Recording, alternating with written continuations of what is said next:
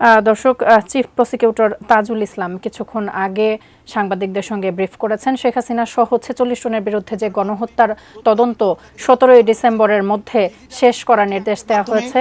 মানুষের বাক স্বাধীনতা, অন্যায় এবং নিপীড়নের বিরুদ্ধে যে ভয়েস জনগণের, সেটাকে রুদ্ধ করা হয়েছে।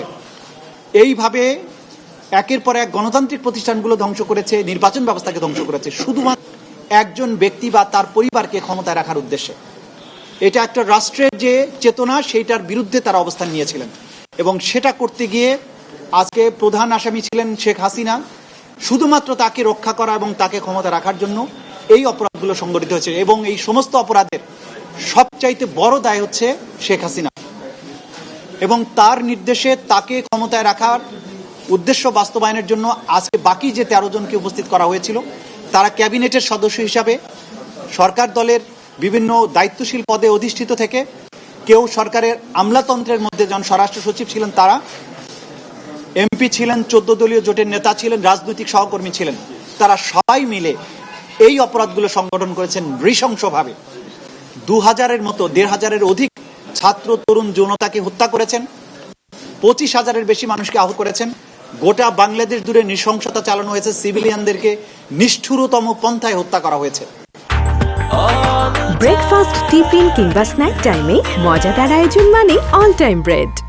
হত্যার পরে তাদের লাশ দাফনে বাধা দেওয়া হয়েছে, আহত চিকিৎসা করতে বাধা দেওয়া হয়েছে, লাশকে পুড়িয়ে দেওয়া হয়েছে, দাফন করতে দেওয়া হয়েছে, গোপনে দাফন করতে বাধ্য করা হয়েছে। হসপিটালে চিকিৎসার পরে মৃত্যুবরণকারীদের ডেথ সার্টিফিকেটে পোস্টমর্টম করতে দেওয়া হয়নি, ডেথ সার্টিফিকেটে লিখতে দেওয়া হয়নি যে গানশট ইঞ্জুরিতে মারা গেছে। এই ধরনের অপরাধ সংগঠন তারা করেছেন, তারা আজকে উপস্থিত করা হয়েছিল। আমরা যেটা আদালতের কাছে জানিয়েছি যে এই অপরাধ একই সাথে সারা বাংলাদেশে ৫৬,০০০ বর্গমাইল জুড়ে একদম ব্যাপক ভিত্তিক মাত্রায় সংগঠিত হয়েছে এবং টার্গেটেড ওয়েতে পারসিকিউশন করা হয়েছে। এইটার তদন্ত সমাপ্ত করে বিচারের উপযোগী একটা রিপোর্ট দাখিলের জন্য আমাদের একটা যুক্তিসঙ্গত সময় দরকার। আমরা ২ মাস সময় চেয়েছিলাম, আদালত আজকে ১ মাস সময় মঞ্জুর করেছেন। ১ মাস পরে আবার এই রিপোর্ট দাখিলের জন্য থাকবে, সেদিন হয়তো আসামিদেরকে নিয়ে আসা হবে। আমরা আশা করছি খুব দ্রুতই এই রিপোর্ট আমরা তদন্তের সংস্থার কাছ থেকে পেয়ে যাব এবং মামলাটি তখন আনুষ্ঠানিক বিচারের জন্য তার যাত্রা শুরু করবে।